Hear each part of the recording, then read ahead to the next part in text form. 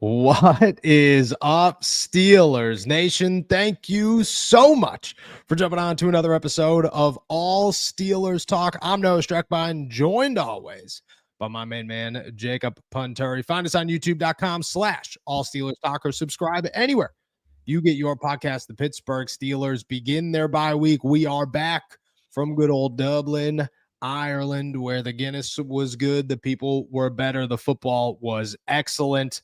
And I am so excited to be here in the city of Pittsburgh. Spoke to a couple of assistant coaches and some players today. Got some positive news on the Pittsburgh Steelers' biggest injury, but we're talking replacement options for Calvin Austin today because there are two big ones, one on the team, one not on the team, that we'll dive into. And it's Overreaction Tuesday, and I got some good ones now that I'm back stateside. It's a good one here in the Burgh. As I said, I'm excited to be here, be back. How you feel, my friend? Feeling great. I'm so happy that you are back as well. It feels more comfortable. I was out of my element for a little bit with you, overseas. So feeling good. I'm also being fueled up today by a very nice Starburst flavored drink. Whoa. And yeah, so good things are happening. And it's also my wife's birthday. So I'm a pretty happy guy today. Yeah, shout out to Tori. First off, happy birthday to Mrs. Punturi, who doesn't go by Punturi, but we're still going to call her Mrs. Punturi on the show. Absolutely. Hope she's rocking a good one today. I won't ask the age. I will assume 25 for the rest of time, which is where we will always sit. I'm glad that you're feeling good. I'm excited to talk some Pittsburgh Steelers football because we enter the bye week.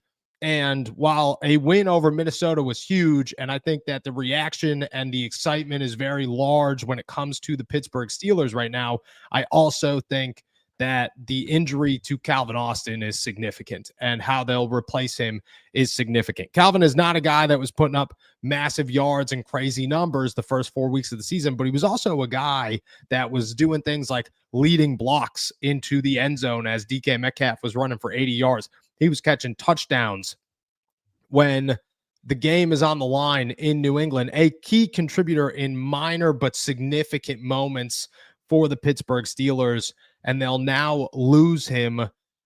I mean, we got to start with Roman, then we'll get into a trade that ESPN and one insider thinks the Steelers could go after and maybe on their radar. Before we do that, we got a new sponsor. I want to give them a shout out as we dive into things. Here's a word from our boys over at AG1. I want to give a big shout out to AG1 for sponsoring today's video. AG1 is a clinically backed daily health drink that combines your multivitamin, pre and probiotics, superfoods, and antioxidants into one deliciously simple scoop.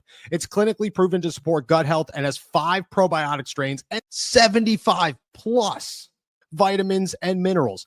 I take 1 scoop in the morning, 8 to 12 ounces of water, and I love switching it up between their flavors of tropical, citrus, and berry. AG1 is NSF certified for sport, the gold standard in independent quality and safety certifications. Plus, it has a 90-day money-back guarantee. It replaces the need for a multivitamin, probiotics, and more for less than just $3 per day. With a subscription, you are getting more than $7 worth of daily nutritional support. Go to drinkag1.com/allsteelerstalk or scan the QR code. You'll get a free welcome kit with your first subscription. It includes 5 AG1 travel packs and a bottle of vitamin D. And once again, thank you for AG1 for sponsoring today's video. Go check them out. Switch it up. Follow along. I'm excited to hear what you think. Shout out our boys over at AG1. Go ahead. You got words on AG1. Go ahead. It just makes me think of the Happy Gilmore, what is it? The ad that he does for Subway in the first movie where he just he's like, I eat 3 every day to help keep me strong. Shout out AG1 for sponsoring the show today. Really appreciate it. Shout out AG1. I will say that they sent me a billion, and I mean a billion, little packets of the AG1 thing, and I have enough AG1 to last a year, which I'm very grateful for, because if you guys know me, I'm all into the weird stuff. You know what I mean? You send me some stuff that you're going to tell me 75 probiotics in it, dude. My stomach's never going to hurt again. That's how I Gut took health? that one. That's what I'm saying, brother. And we're here every day. Shout out to the guys. Let's talk wide receivers. Let's start with Roman Wilson. He, in my opinion, is where the Pittsburgh Steelers begin their search to replace Calvin Austin. Obviously, Scotty Miller and Ben Skoranek are on the roster, and the Steelers have given them more of an opportunity. Even when Calvin went down in the game in Minnesota, Scotty Miller was the guy that was on the field. And I think they're going to try to do that again, but it makes the most sense for Roman to have an opportunity here and to see if you have a guy in your third round pick. But obviously, it has to come with some sort of leash, some sort of, you can't just sit out here for 6 weeks if Calvin's out for 6 weeks. And then if you stink, we're just pushing through the pain. No, the Pittsburgh Steelers are first in the AFC North right now. They look real good as contenders in the AFC North. They look pretty good as contenders in the AFC as a whole. Right now, you don't ruin that. You don't take a step backwards after losing a pretty significant player on your offense. I want to start with Roman and your thoughts on him, because like I just said, I think he is the guy that makes the most sense there in-house, but Scotty and Ben are the guys that have outsnapped him so far this season. Do you think Roman, do you feel the same way about it as I do when it comes to Roman should be the guy that gets the opportunity there? I think I don't. I think Whoa. should is a like no one on this roster outside of Calvin Austin should be the number 2 wide receiver behind DK Metcalf. Is Roman Wilson like ready to take on more responsibilities? I don't know. I've seen nothing in meaningful competition to make me feel confident in his ability to do that in Calvin Austin's absence.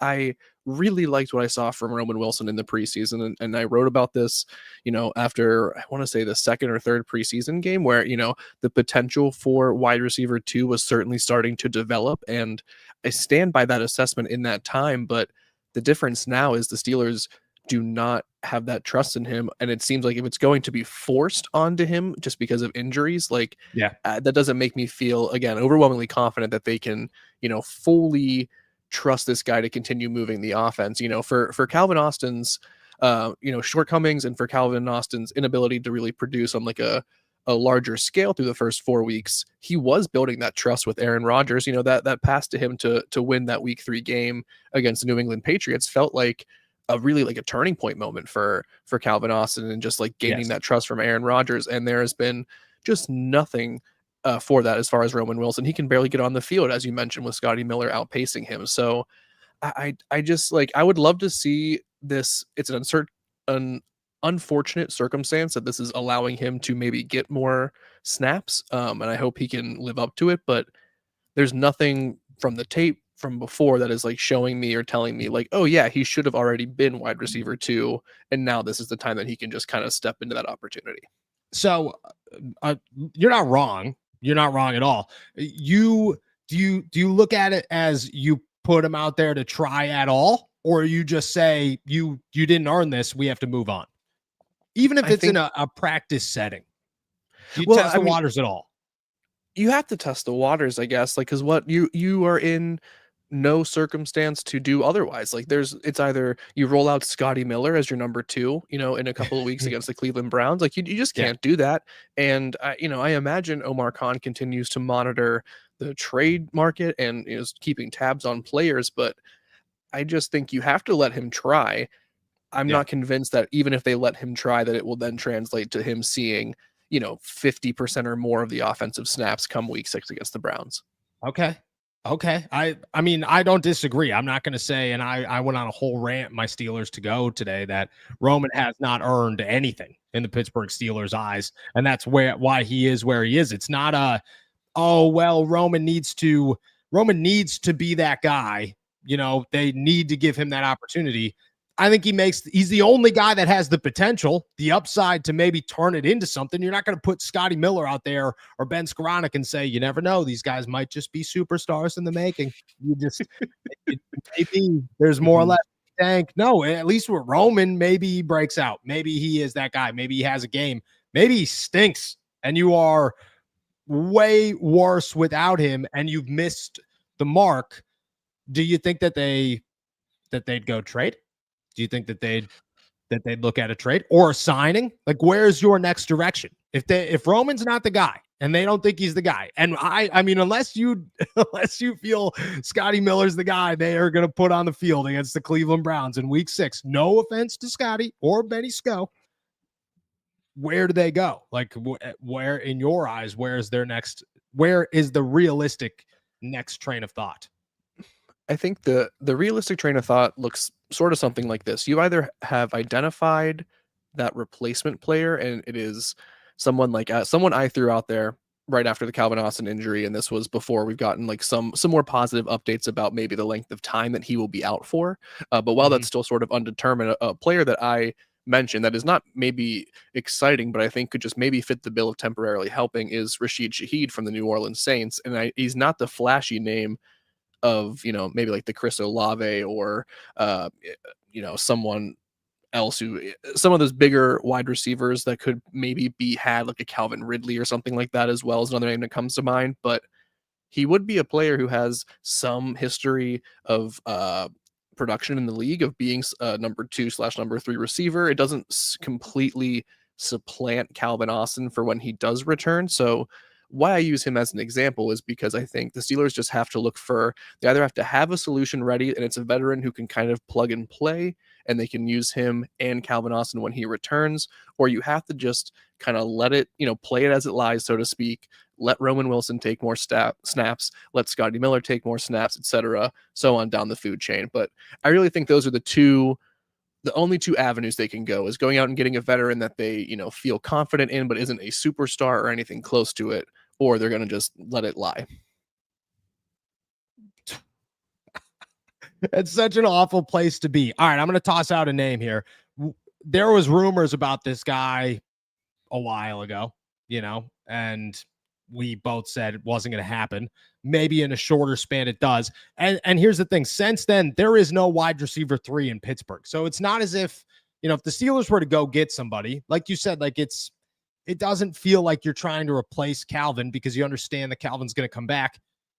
But there is no wide receiver 3 in Pittsburgh. There's not even Jonnu Smith and Pat Freiermuth. They're wide receiver. Pat Freiermuth doesn't even exist in this offense anymore. I don't know what happened to him, but the guy is getting paid a boatload of money. And I'm a huge Pat Freiermuth believer, but he's doing literally nothing. He's being out-snapped by Darnell Washington.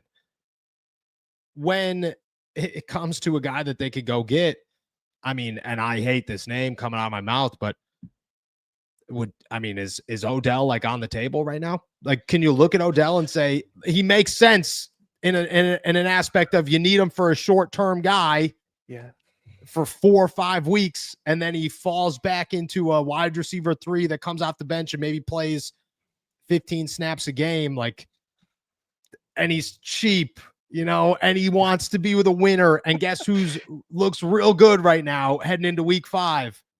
The Pittsburgh Steelers. Just, it doesn't, you don't want it to add up. You don't want it to make sense, but the math equation's there. The math equation says, maybe. Go ahead. Yeah, but no.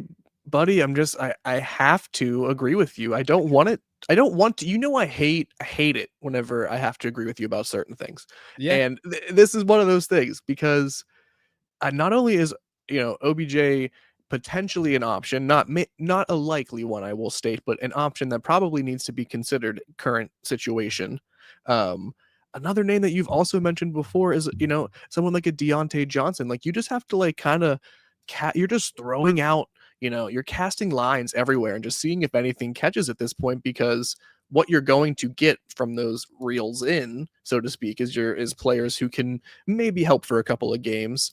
Yeah. I don't think they're the likeliest options. I think you have to, again, like Calvin Ridley is probably someone who's on the table. You have to ask, is someone like a Jacoby Myers like actually available, still disgruntled with his contract situation with Las Vegas? Like, those are the only, like, between those and the other people I mentioned previously a couple of minutes ago, like, those are really the only realistic options I continue to see, unless you're someone else that I'm forgetting. All right, so let me toss another name out there at you. Okay, Jeremy Fowler the other day toss this name. And at the time, it was ridiculous. It made no sense. Nobody was thinking about it. The Pittsburghs, it was just you were trying to talk wide receiver when there was no more talk of wide receiver. It has died down. One shoulder injury later, and the Pittsburgh Steelers, it makes sense to go get a wide receiver to some capacity because they've been aggressive. Like Jabril Peppers barely played against the Minnesota Vikings, but the Steelers made sure that they had a starting safety for if Deshaun Elliott was out. The other day, he said Curtis Samuel, and I know everybody was like, "Oh, it's got no. What are we doing?" I know, I get it. That was my reaction too. Curtis Samuel could be a guy that's on the trade block, doesn't really have a home in Buffalo right now, isn't really part of that team, but is an experienced NFL veteran who's played that wide receiver 2 role before in Washington, in Carolina. He's had opportunities in Buffalo. Then he dealt with an injury last season. I mean, there it is. There's the name. Again, there's no Terry McLaurin's. Tyreek Hill blew his knee out last night, so that one's off the table. There's some interesting ones in the chat that we're going to get to in a little while because I think that makes it's exciting, but nothing's been reported. Curtis Samuel might be the only guy that actually is on the trade block. And again, like I have the same reaction you have. It's like, how did we get here? Life is miserable. We should be excited about other things. I mean, what's your thoughts on Curtis Samuel? I mean, the dude's a healthy scratch in Buffalo right now, making close to $10 million. He fits the bill of just sort of being a temporary 1 or 2 game solution, I guess. But if he is at all like a real Scotty Miller fits that bill.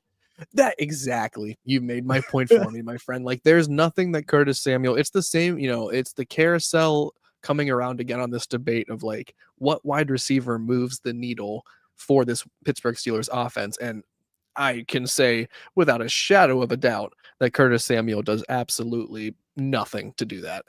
So desperate times calls for desperate measures. I certainly think the Steelers are like reaching that point in terms of their thinning wide receiver depth, but man, Curtis Samuel was no solution. All respect to the player. Hope he can turn it around. He has a couple 600-yard seasons under his resume. Not taking away anything from him in that regard, but is nothing close to an answer for the Steelers offense or anything.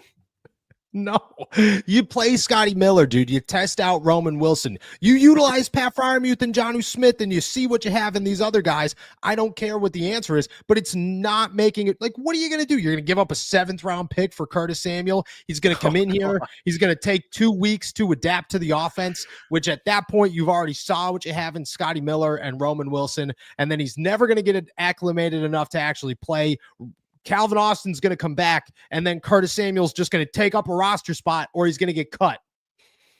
I like that's the solution here. That's how we got here. Mm-hmm. It doesn't make any sense. It doesn't make it. And that's the wildest part of this is that there is nobody that if you're not going to go make a giant splash makes sense for the Pittsburgh Steelers. It just doesn't. You got to live life for what it is of Roman Wilson, Scotty Miller, and Ben Skoranek, and hope that DK. And here's the best part about that. The part that should leave some hope is that, I mean, I have a lot of faith Ben Skoranek would take out a guy leading DK Metcalf to the end zone too. I have a lot of faith Roman Wilson would make that same block.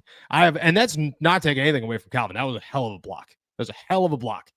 I got a lot of faith Ben Skoranek would catch a football if Aaron Rodgers threw him a football open, because he did it. It's how he started the season. Scotty Miller's the same way. Like, these are not guys that are going to make splashes, but these are guys that, are going to be reliable when you need them to be reliable. Roman's the only giant question mark. Maybe that's enough. Maybe it's not. Hopefully the running game is enough to get things going. I have no idea. But I don't look at a low ball, whatever, just go get somebody, trade or signing. Honestly, I think Odell makes more sense than Curtis Samuel. Like, there's less risk involved if it doesn't work out, I would say, because there's no expectations for Odell Beckham Jr. to do really anything again in the NFL anytime soon. I hate to be the bearer of bad news, but like Curtis Samuel at least like comes with some sort of like financial obligations you have to work out. OBJ, you could just bring him in. It's like adding someone to your practice squad, essentially, So Curtis Samuel, there's at least the like frustrating part of like if you like hearing you describe possibly giving up a 7th round pick and then cutting Curtis Samuel was like the most grating sort of scenario to hear. And it's just if that's a player you're considering acquiring, don't. I don't disagree. I don't. It's Mike Williams, but worse. It's Mike Williams, but worse. And that's where you're at. And it's, again, look at it. And I'm going to finish off with this one before we jump into Overreaction Tuesday here. Deontay Johnson's still on the board there, brother. Deontay Johnson's still available to be signed in free agency. And you're lying to me and everybody else if you or anybody listening to this says that Deontay is not a better option just playing wise than Odell Beckham and Curtis Samuel. Like drama wise, you know what I mean? Way worse option. Fill in for 3 games. I'm taking Deontay over any of these guys at any time. And fair enough. I would just saying he's still out there. Rated the number 1 guy on the free agency market. Just saying, when it's all said and done. Said and done. All right, that's everything. Talking wide receivers. It's Tuesday, which means it's Overreaction Tuesday. I got a 4-pack for you. I'm excited for it. First one since Dublin. The first one when the sun's still out behind me. I'm excited for it. Let's get into it. It's a fine line between, drinking wine and squashing grapes, as we say in this business, and sometimes it's very subtle. Sometimes it is very subtle. Shout out to Mike T, who is always the man. Well, you want to know what was not subtle? The Pittsburgh Steelers whooping some serious butt on the offensive line in the run game against the Minnesota Vikings. Kenneth Gainwell was smacked upside down and all around by yours truly on this podcast for weeks, saying, don't even put him on the field. What are we doing? Kenny G, I owe you an apology, and I love when I owe people apologies. The Steelers put up 100 yards rushing. Kenny G averaged 5.2 yards per carry. Jaylen Warren wasn't even in the game, and I am not the Steelers are going to get worse once they have their best running back back. What? No. The Steelers are only going to get better once they have their best running back back. You talked about it today in your Penturi's playbook that the offensive line and the subtle changes that the Pittsburgh Steelers were able to make with Spencer Anderson, shout out, and Darnell Washington being on the field, allowing them to create space for their runners worked. Overreaction or not, the Pittsburgh Steelers, they're going to have more 100-yard rushing games for the remainder of the season than they will less than 100-yard rushing games. Wow. Okay, so let me do the math through this. There's 13 games remaining? 13 games. Okay, so you're saying they're going to have 7 100-plus yard rushing games compared to, you know what? I don't think that's an overreaction at all. And I tell you why. I think maybe I am a bit too encouraged by, the recent victory. And I don't think that this simple solution of just going heavier is going to give the Steelers life on offense forever or for the rest of the season, maybe is a better way to say that. But I do think I feel encouraged that maybe this coaching staff can find those little tweaks going up to certain matchups against, stiffer competition for throughout the rest of the season to continue moving that offensive momentum forward. So I'm encouraged right now. I'm going to say for those reasons, that's not an overreaction. I think, especially with Warren coming back and being healthy, if the offensive line can sort of keep trending upwards, why not? I don't know if I'd bet on it, but I don't think it's an overreaction at all. I think it's possible. Possible 1-for-1 on that one. I loved what I saw from the ground game. I loved what I saw from Kenny G. Shout out to Caleb Johnson, who was my last second switch at running back, who just gave me enough. Just gave me those 4 points that you needed out of the backfield. Number 2 for you, Roman Wilson. You're not very high on him, so I'm thinking that you're not going to feel good about this one. But I wrote him before I heard you. I am a believer in the spark when it comes to the NFL. You know what I mean? New quarterback spark. Carson Wentz putting up 40 points against the Bengals. Jake Browning passing for 4 touchdowns and making my fantasy team look ridiculous with Jamar Chase, only to completely let me down the next week. I am a believer in the spark. Well, Roman's going to have an opportunity to get that spark in 2 weeks. I truly believe it. I don't know if he's going to play 50% of the snaps. I have no idea if he's going to be in the playbook. I have zero clue right now. But if I had to guess who the Steelers want to be that guy, it's Roman Wilson to some degree, but he's going to have to earn it. I think he does. Overreaction or not, Roman Wilson will have a 100-yard game against the Bengals in that spark that he gets in his first NFL start. Well, yeah, I hate to be so pessimistic on this one. I believe that's a bit of an overreaction. I, like you said a couple minutes ago, I'd be thrilled to issue an apology for being incorrect about this, but in the meantime, I just think there is not a lot of hope on this side of the pod that Roman Wilson can truly elevate himself into that moment. As much as I think he could be slightly more involved going into that first game out of the bye week, I would be shocked if he reaches 100 yards or more. So I gotta throw an overreaction on there, buddy, to even up the score through 2. Oh, I saw that one coming the second that it happened. All right. This third one hurts me a little bit. This third one hurts me, but the writing's on the wall. We're gonna see what happens. The Pittsburgh Steelers have somehow fought. They love Pat as a player, as a person, but they don't really love him as a person on the field. And I don't know why. Darnell Washington took a pretty big step forward in week 4 against the Vikings. And Pat was even outsnapped by Connor Hayward, which is not good whatsoever. Overreaction or not, Darnell Washington, for the remainder of the season, will not just outsnap Pat Freiermuth, but he will beat him in receptions and receiving yards by the end of the year. Maybe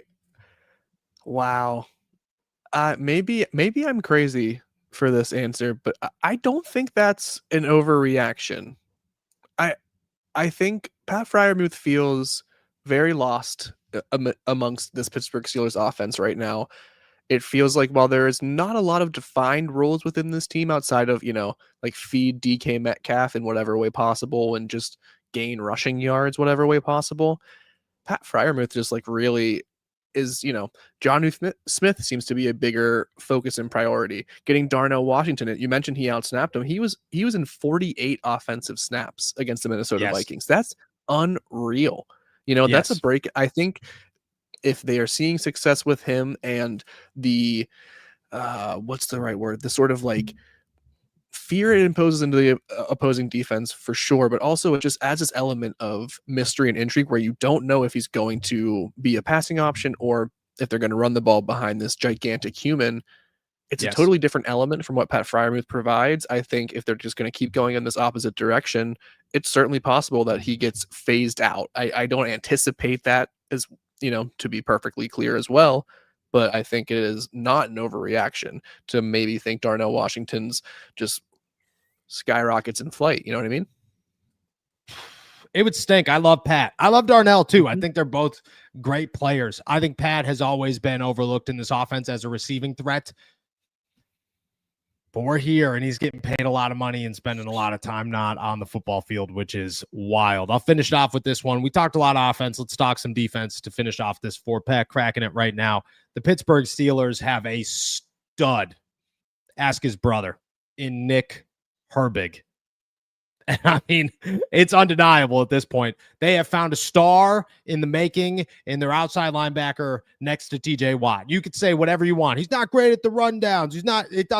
He is. He's good at it all. And he's showing it that he's taking those steps forward each week. And he is taking the starting role by control every single week. And it's hard to deny it. Alex Highsmith's a very, very, very good outside linebacker. But Nick Herbig might just be as good and younger, which means maybe one day he's going to be better. I think Nick Herbig is very close to taking over the starting job next to TJ Watt. And I'll even go higher than that one. I think Nick Herbig is very close to being that guy for the Pittsburgh Steelers. I'm not taking anything away from TJ. TJ is still a defensive player of the year. Watching him bat a ball to himself and intercept it yesterday or Sunday was insane. That was for people who don't understand how fast quarterbacks throw a football, it is not you and your pop playing catch in the backyard. It is a grown man that is throwing it so hard that other grown men who have been doing this for years walk away with bruises on their hands because of how hard they are throwing footballs. TJ Watt just went, boop, got it. Don't even worry about it. That was effortless. I still think Nick Herbig is going to come through and have a season to move forward. Overreaction on that. Nick Herbig leads the Pittsburgh Steelers in sacks by the end of the 2025 season. Wow. Do I buy in now on this Nick Herbig stock? I think is the question here. Listen, I wrote about this today as well. Like you got to start him, or he either has to platoon with Alex Highsmith when he's healthy. He is able to get the athleticism and like the bend, the angles he's able to use, the way he gets after the quarterback. It's opposing offensive tackles are having a hard time figuring out what to do with Nick Herbig right now. And I think for that reason, it is again not an overreaction to suggest that our boy Nick Herbig, who's not even 24 yet, will be in about a month, but is not 24 years old yet, could lead the Pittsburgh Steelers in sacks in 2025. Let's go. I think I went a 3 for 1 on this one. That's a winner right there. That's one hell of a show. I love Nick Herbig. I love Alex Highsmith too. I think he's so overrated or underrated, but I think Nick Herbig is going to be a complete animal in the NFL. And I think the only reason that everybody's down on him is the fact that he's small. Yeah, all right, cool. I watched this guy named Elvis Dumervil for a long time and James Harrison for a long time in the NFL. Those guys were considered small. Yeah, worked out pretty well for both of them. Shout out to those guys. Nick Herbig might be a stud. That's all I got on this Overreaction Tuesday. Appreciate you guys for yours as well. We're going to start answering all your questions on the other side of this break. Make sure you're tossing them in the chat. We'll get to as many of them as we can. We'll be right back. Pittsburgh, this one's for you. From the voices behind all Steelers talk comes Black and Gold apparel, your go-to for bold, fan-driven merch that reps the city, the Steelers, and everything in between. Whether you bleed black and gold or just love that Pittsburgh grit, we've got something for you. It's more than a podcast. It's a community. And thanks to your support, we're proud to bring the passion from our mics to your closets. Gear up, stand out, and show the world what real fans look like. Shop now at blackandgoldapparel.myshopify.com. All righty. Shout out to our members. Shout out to our super chatters. Appreciate you guys as always. Continue to toss your questions in the chat. We'll get to as many of them as we can. Before we head out of here, we're going to start with the Egyptian Cobb salad. Who's having a little side salad soon? Shout out my guy. I know he only rushed for 22 yards, but I like Caleb Johnson. I will say the progression of Caleb Johnson throughout this game alone was impressive because the first time he touched the football, he had two hands, carried that bad boy like he just broke out of a bank and he wasn't letting the bag go. There was no chance he was fumbling it from the second he touched it. By the end of the game, I think it was 4 rushes later, he was able to actually see the field. It was the first time that you thought, okay, this is the Caleb Johnson that has some vision and can move, and it's starting to click in this game. I don't know if it's going to be long-term. We're going to see, but it was the first game where you saw the progression from Caleb, and I thought it was good. Yeah, I mean, credit to him. I didn't even anticipate him playing any snaps, even with Jaylen Warren popping up on the injury report. So, I mean, credit to him to respond to being benched and then just coming back and playing well. That a lot of mental fortitude there, stepping up big to just sort of spell Kenneth Gainwell is also like that big step forward for Caleb Johnson and an Egyptian Cobb salad. I think it's agreed. It's a good thing to point out that he took a strong step forward. He's not, your number one go-to bell cow yet, but for him to just respond in a resilient fashion, I think is really encouraging for the Steelers. Yeah, it's a good step forward, one that they needed to see. Egyptian Cobb Salad's got it again. I feel like Arthur Smith is testing the personnel with these switch ups. I agree Pat should be playing more, but having teams prepare Washington then unleash Pat is going to shake things up in the passing. I hope that's the case, because I really do. Like, I think Pat Freiermuth is a valuable weapon in the passing game, but I also think Jonnu Smith's a valuable weapon in the passing game, and I think that's where we're coming into an issue. It's not Darnell versus Pat, it's Jonnu versus Pat, and Jonnu's the guy that they're leaning on right now to say, you're our starting tight end, you know, and you're going to operate in our starting tight end role, and Pat's going to be a pass catcher that, well, if you have to pick between Pat and Jonnu, you're going to put Jonnu out there. That's what they're essentially saying. I hope that's not the case the whole season. I do hope Pat gets involved, because I think Pat is really good, and I've been pushing for Pat to have a breakout season for years. But the worry in my eyes is that I don't think it's Darnell versus Pat. I think it's Pat versus Jonnu. Yeah, I mean, I think my hope here, sort of like what Egyptian Cobb Salad is suggesting here, is that like this is another one of those small scheme changes, one of those small adjustments that the Steelers are able to make when the time is right. Like, yes, it is, if Darnell Washington is playing well, if Jonnu Smith is the one who has earned that trust and is the one who Aaron Rodgers, you know, is forming that chemistry with a little bit better on the field, maybe Pat does take a backseat right now. But there's going to be a time where exploiting that, with specifically exploiting a defense from that tight end position, is going to fall into a Freiermuth responsibility. And since he has been discounted, or his stock is plummeting at the moment, it could just work to their advantage. And it doesn't have to be this huge, overhaul of the offensive personnel or schemes to make it happen. It's just a slightly different utilization of a player you already had, similar to what we saw, with Spencer Anderson coming in as the extra offensive lineman. Like, it's those little things that are going to help this team that's already good be better, because you can't just coach them into this brand new scheme on both sides of the ball, but you can find these little adjustments and these little wins. And we see how it paves the way for, larger ones for the Pittsburgh Steelers. Agreed. Heath Miles here, member for 7 months. Shout out my guy, Jacob. Great show today. Just got finished watching it. The Penturi's Playbook is rocking up and on our YouTube channel. I don't think we've gotten a single bad comment on it. So thank you, because most, loved. Jacob is very loved. Shout out my guy. Heath Miles, once again. The first couple of weeks, I was shaking my head about Kenny. I am not anymore. What a game. I agree. Kenny G shut a lot of people up, starting with Noah Strackbine. I hope he knows.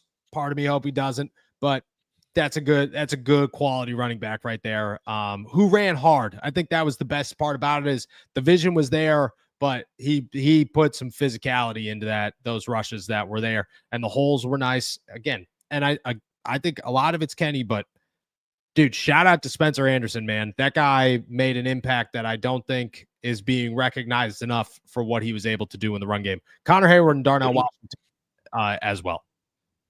Yeah. Can I also just shout out that, like, Mason McCormick, who is someone that I know we've had some conversations about, just like sort of, the sophomore struggle that maybe he's been going through, but I thought he looked excellent outside of that very first play where the rush comes directly in between him and Zach Frazier. No, that was Isaac. It wasn't even him. That was Isaac. They go on the left side. Oh, well, forgive me. I thought I had a. No, I thought Isaac and Zach messed up twice, and then it was all over. Then they both got it fixed. But yeah, that was Isaac on that first one.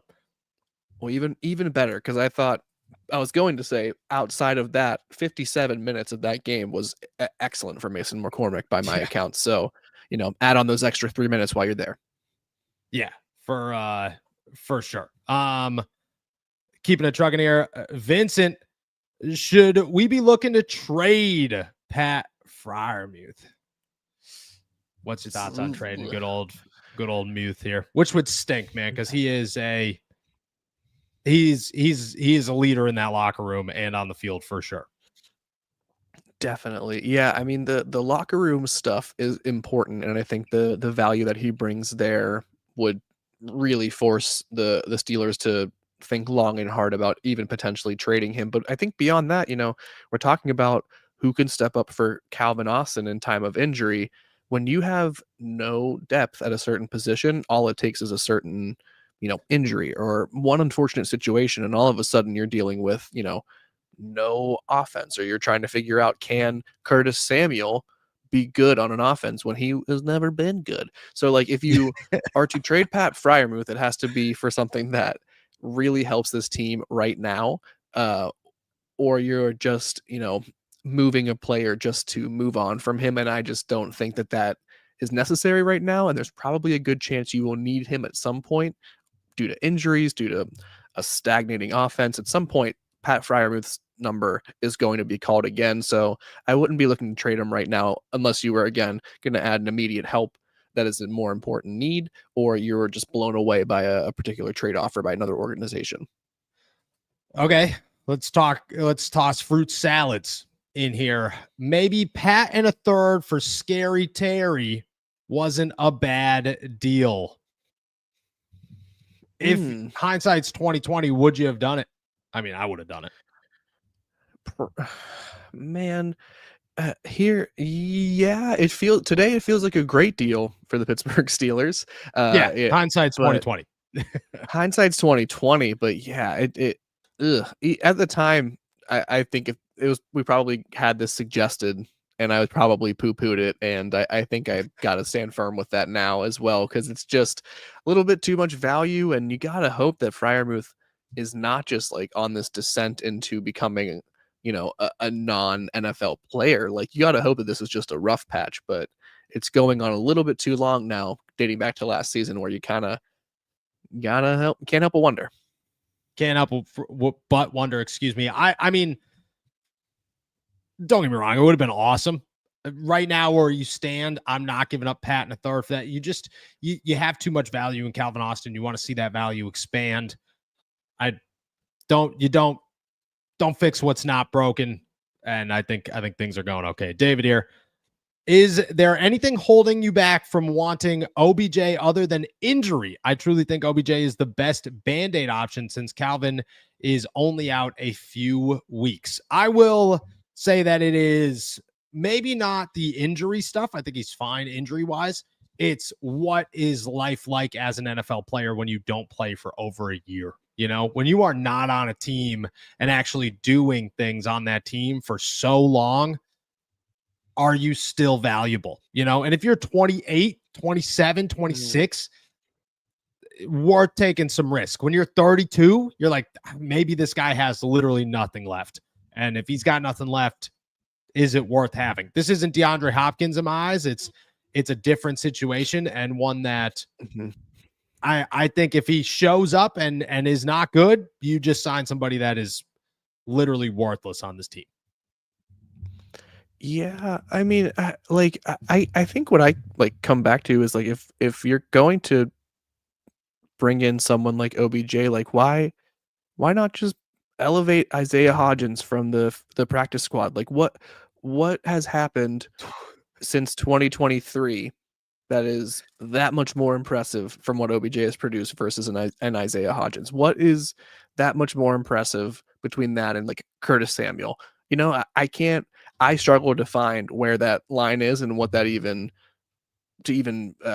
fake making an argument for it, because I'm just like, what does it bring in any sort of value? So it's not just the injury, it's just that like he's not good anymore. So like, why bring him in? I agree. I think you test the waters of what you have. If it doesn't work, you adjust there, but it's a bye week and you just gotta sit there and say, hopefully somebody's good. I also say this: if Scotty Miller and OBJ were on the free agency market, I'd consider Scotty Miller before OBJ. I would say 10 out of 10. Yeah. And I think that because of that, you test the waters with the guys there. Egyptian Cobb salad with Lamar out, Burrow out, and the Browns being the Browns. Shout out Dylan Gabriel, who's about to start. Can we win the AFC North? And no, we do not trade Pat, but Skylar's stock is rising fast. We're going to get to Skylar Thompson here. Somebody did ask about him. We'll make sure that we talk about it. I think personally right now, and our boy Jack Markowski has got a story going out tomorrow morning on it. I certainly think the Pittsburgh Steelers are a team to watch in the AFC North right now. Like, I think they're the favorites because the Cincinnati Bengals are atrocious without Joe Burrow. They aren't that great with him, to be honest, because of how many holes are on that team outside of quarterback and wide receiver. And the Ravens are about to lose Lamar for 3 weeks. Like, it's open. The AFC North is wide open for the Pittsburgh Steelers in a time where they could take advantage of it, and they already have a lead. It could come down to, like, the AFC North might be a you win 11 games, you win the North. And I think the Steelers could win 11 games right now. Oh, yeah, I think 11 games would win the AFC North for sure. I mean, it's wide open. I agree with you 100%, Noah. I think the Steelers right now, heading into this bye week that they have coming up, like, they look like the best team in the AFC North by a considerable margin. So many things will change over the next 13 games, couple of months, but yeah, I mean, they coming into the season, the idea of them, or the regular season, I should state, coming into the regular season, them winning the AFC North felt like a big stretch, if, even with them winning 9, 10, 11 games, but it does not feel like that at all anymore, given everything that's gone down in the North. No, I definitely agree with that. And it's going to continue to get crazy, but it has so far fallen in the Steelers' favor, and you hold on to that. Things could change. Mark Russ, NFL needs to get rid of the turf. Here we go, Steelers. I mean, you're not wrong, dude. Prayers up for Malik Neighbors. It is mind-blowing to me that the New York Giants and the New York Jets just refuse to budge on the whole turf thing, because it's the worst stadium in football. No team should have turf. I've heard that the grass in Ireland was incredible. So maybe we should, take a little knowledge from those overseas.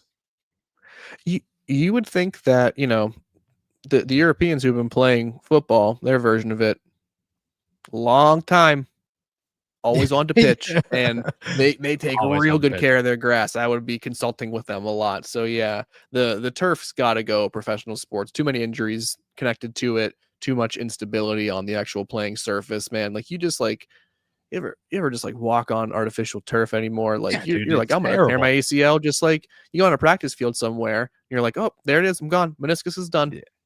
I just don't understand how you pay these people millions of dollars and then say, we're okay if our star wide receiver tears his ACL, the game that we start our first round quarterback in. Like, you got to be dumb. And they are.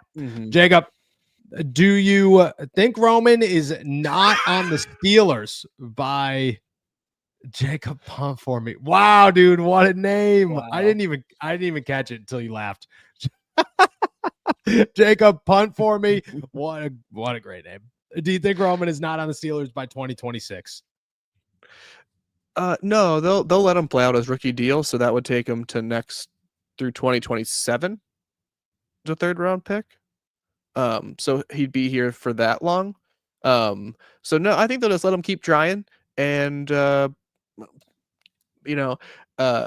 my second Happy Gilmore reference of the episode, to quote the coach from the opening scene: better luck next year. That's what is really going to come down to. I don't disagree. You're not going to get rid of Roman in his third year. Fourth year is when the conversations start to be had of like, okay, we don't really care anymore, we can move on. But when they're that cheap, unless there's a trade on the table, which you just can't project those things this far out, he's not going anywhere. Respect the Rooney's hurt at practice with injuries in the North. What's our new record prediction?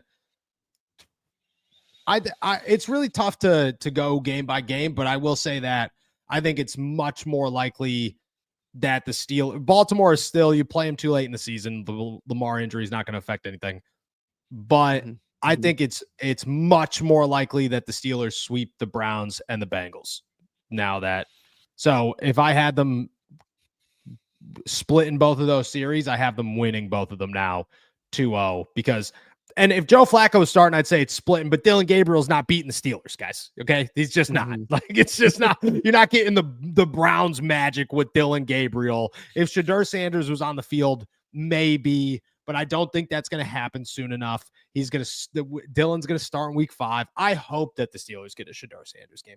I pray that in 2 weeks we get Shedeur Sanders just for us. You know what I mean? I could care less about the game itself. I think the Steelers would win it, but I want to be able to talk about it. You know what I mean? Nobody cares about us talking about Dylan Gabriel. I'd say no. Right now there's a likelihood they sweep both the Bengals and the Browns this season. Yeah, I mean, the likelihood I think just skyrocketed, based off of injuries. The AFC North just always kind of scares me, I guess is the best way I can put it. So For sure. I think the Bengals without Joe Burrow, they feel like an easy target. That sweeping them feels very doable, but just going through that, and the Browns, yes, their offense is in shambles, but that defense is a very impressive group so far in 2025, and they could find ways to give the Steelers offense trouble even as they progress in their own right. So, I think the likelihood again has gone up a ton. I think when we did our record predictions right before the regular season, I think like my cap for wins was like 12 wins at the most. I think you gotta maybe bump that up to 13 because it feels like getting 11 or 12 wins might be a little bit easier for the Steelers now, if all of these things continue to play out like they are. Yeah, I sit them right in the same spot. I think I had them at 11. I could see them being at 12 or 13, which would be wild for the Steelers to win 13 games this season, because a week ago we were talking about, maybe they win 6, maybe it's all over, but here we are, man. Here we are.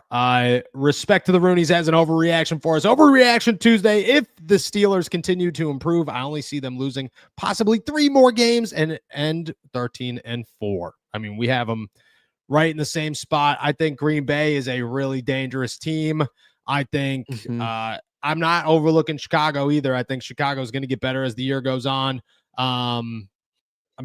Baltimore is obviously a big one. I need to pull up the schedule because I'm struggling on who else they play here, but those would be my could definitely I think those are at least 2 potential losses for the Steelers. Indianapolis too, and let's not overlook the fact that Danny Jones is the juggernaut balling right now, and then obviously 3 more. Okay, I could see the Steelers right now. Green Bay is a possibility. I'm not predicting these are losses. I'm just saying the possibilities of them. Green Bay, Indy, sorry, the Chargers, maybe the Bills, the Lions, and then the Ravens. So 5 potential losses still going there. Wouldn't guess them, just 5 potentials. Those are the 5 possible losing. Like, you're not losing to. Besides that, it's the Browns, the Bengals, the Bears, the Dolphins. Like the Dolphins. My high school team could beat the Dolphins, dude. What are we doing? And I didn't even go to a good high school. So Big Strack at tight end, you think is taken down? Dude. Is going things up. Give me that little tight end pass around the corner. I'd throw right over Artie Burns' head. Let me tell you, Duck Storm ain't got no chance on him. That's what I'm saying. That's what I'm saying. Word. I'm just okay. I think those would be the ones. I think those would be the potential losing games. I don't think this is an overreaction though. I think that we are. I think there is a possibility that this is walking the right side of the line. Yeah, no, I can't say it's an overreaction at all. This, everything changes so quickly. So who knows what's going to happen after week 6, whenever they come back after the bye week. But yeah, I mean, aside from those 5 or 6 teams that feel like could really be a coin flip of a game, hard to see a lot of like quote unquote trap games heading, into the latter half of the season. So it's possible. That'd be crazy. No one in their right mind actually would have guessed that they would win 13 games heading into this season, right? Like, am I like doing some revisionist history at this point, or? No. I Maybe think you you're. No, I think you're in a pretty good spot. C. Smitty, Noah, could you respond to my DM? Love the work. Not sure where you DM me. I don't go on Instagram almost ever.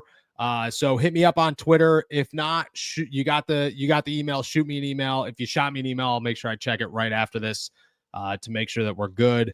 But if you hit me up in Instagram, there's like a high likelihood I won't see it.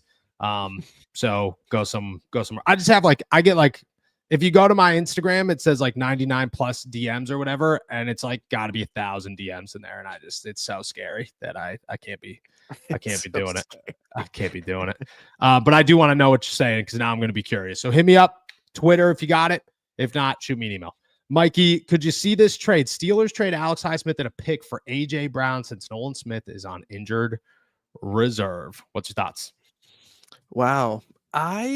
I personally don't buy the Eagles moving AJ Brown sort of stuff. I think wide receivers are just weird.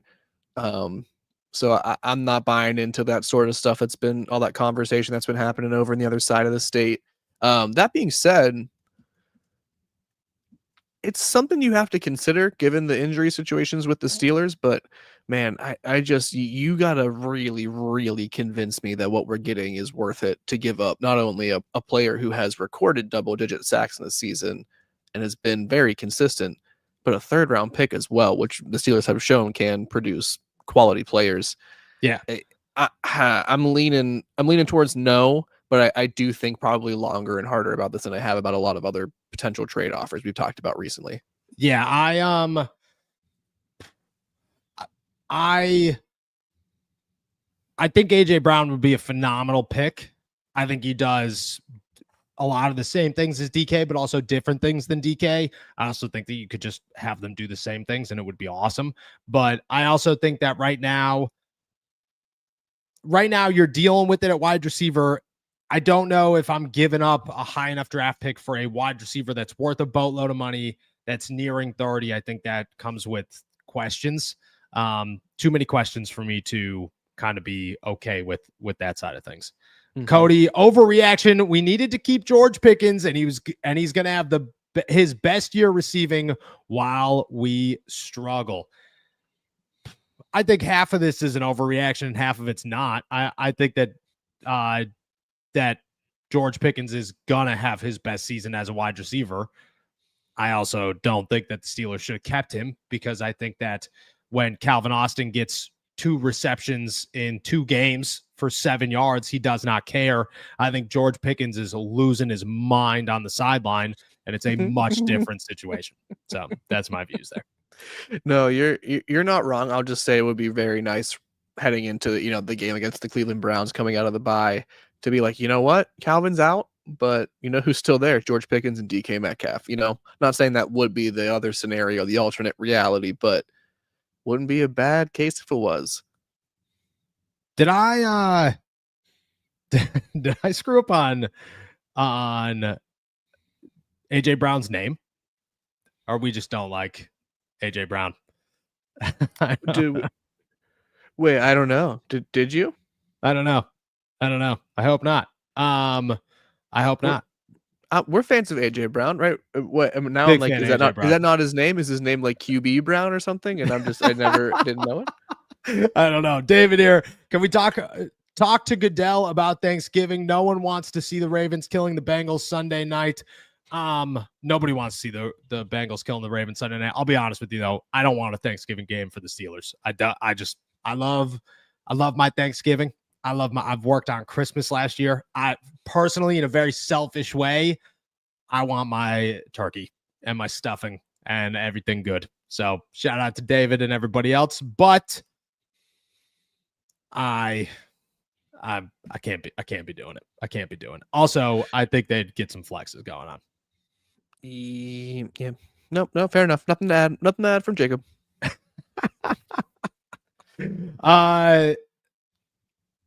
Sorry, looking for some new ones. Oh, Purple Yeti Pack.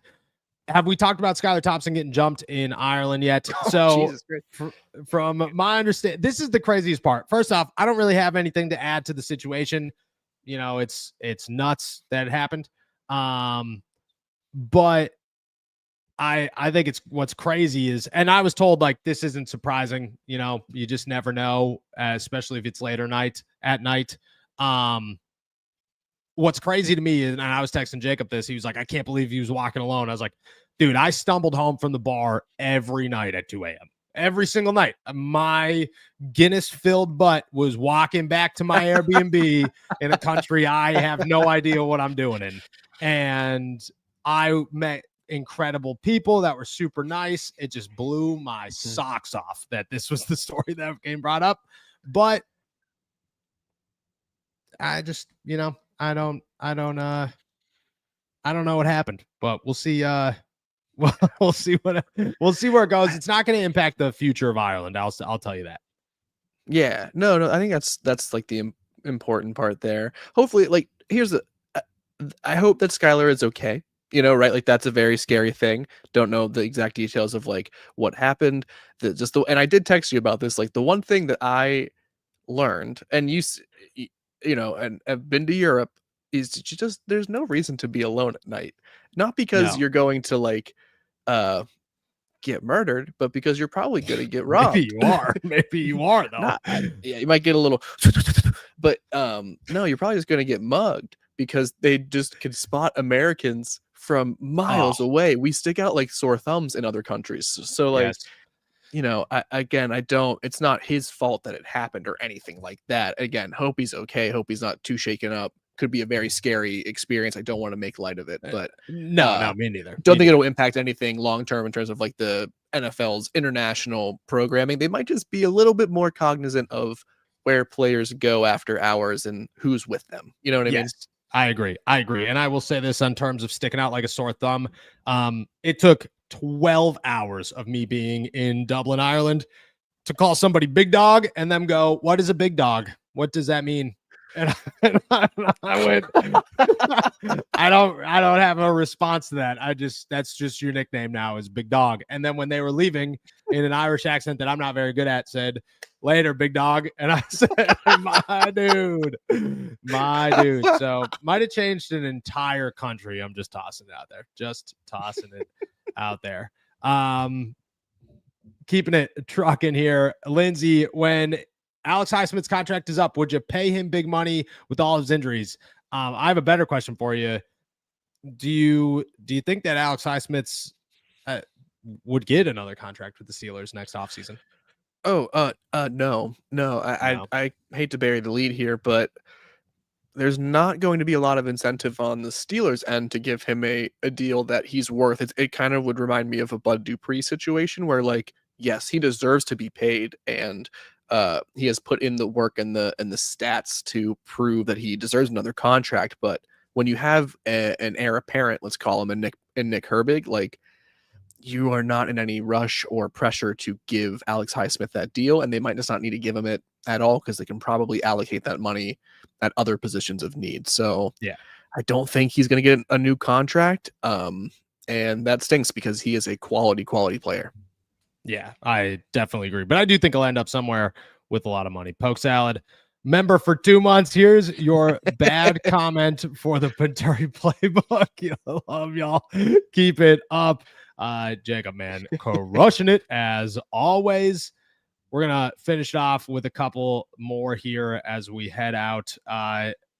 Respect the Rooney's heard of practice. No, I sported the AST hat on Sunday, so I can't stop wearing it now. It's too lucky. Shout out my guy. Appreciate you. Brought this bad boy to good old Dublin, Ireland. It was the only hat I wore. And then I found what was the last 2 hats of the Dublin game. And shout out to our boy, Stephen Cornfield here, actually, because I did mean to email you back earlier today. I would have loved to have found you a towel, my brother. I found literally 2 hats. That was all I was able to find anywhere. I even ran into Tyson Alualu, and him and his wife were searching the stadium while his wife then left to go look outside the stadium. My wife was in town looking. There was nothing left. There was literally nothing left. It was insane. If I could have found them, I would have got one for everybody. I had a list too, people I wanted to get towels for. They were cool, myself included, but I would have given it to you guys first. Shout out my guy. Appreciate you as always. Asada Burrito, guys, would the Steelers really consider Deontay Johnson? Seems like he left on bad terms, and the Steelers tend to draw the line on certain issues. Deontay did not leave on bad terms with the Steelers, which is a good one. However, he left on bad terms with 430 other teams in the last 12 months. And because of that, I think he might be done. I don't think they would actually. I don't think that they would actually consider signing Deontay Johnson as much as they should. I don't think he actually would. Yeah, I don't think it's realistic. I love talking about the possibility, but I think he's kind of the reputation has been made at this point, so the bed's been made as well, and he kind of just has to lie in it. And the Steelers aren't probably going to touch that. Yeah, I agree. Chuck here. Why are we not talking about Jalen Ramsey, or have I missed it? Thanks, guys. Love the show. Keep up the good work. I think why people aren't talking about Jalen Ramsey is significant loss, like crazy significant loss. Still waiting to see exactly how long it's going to be. It's a hamstring, so like it's people say several weeks, and then it turns into 2, or then it turns into 6. I think we need a little bit more time. I also think that in terms of replacement, Joey Porter Jr. is going to be back after the bye. And that's, replacing Jalen is much easier than replacing Calvin Austin. And I think because of that, it's still a conversation for sure, but just not much to toss in there outside of it's a big loss, but you're going to be able to replace him with another guy who would have been your CB1 if Jalen wasn't here. Yeah, no, great point. I hope he's just back quickly because he's been such a difference maker immediately. But they do have replacements at the ready. Yes, and we're gonna finish it off with this one extra black. Calvin Ridley. 0-4. Tennessee Titans suck so bad. Nobody wants to be there. Calvin Ridley. I will say, of all the people who are definitely not on the trade block, but maybe because you never know, they're going to fire their coach. They have nobody left. This team is a dumpster fire. They haven't won a game since last November. It's been almost a year since the Titans have won a game. First time they've been shut out in 20 years or something like that. It was nuts. Would you give the Titans a call and say, is Calvin available? And what would you want for him? Yeah, I'd be like, hey, here's a 7th round pick, and that's about it. Here's a 7th round pick. He would be useful, kind of. No one's looked good in Tennessee, but he's especially not looked great, Yeah. So is he really? Have you watched Titans games? Yeah, dude, you should go back and watch the All-22. Oh gosh, is he bad? I have not watched. I'm not going to waste my time on Titans games. No, I think it's fine. He's not been awful. It's the same boat that so many of these wide receivers fall in, where you're just like, no, okay, not good. Yeah, he's worth a lot of money too. He's being paid just about $30 million a year. Yikes! I wasn't expecting that. If he stinks, sayonara, brother, man. Sayonara. Can't be doing it anymore. Can't be doing it. All right, guys. With that said, we're heading out of here. Thank you so much for jumping on to another episode of All Steelers Talk. Make sure to subscribe to us on YouTube, youtube.com/All Steelers Talk. Check us out anywhere you get your podcasts. And as always, find all of our work at si.com/NFL/Steelers. It's good to be back in the Berg, and we will see you tomorrow. Until then, enjoy another beautiful day in the Berg. Peace.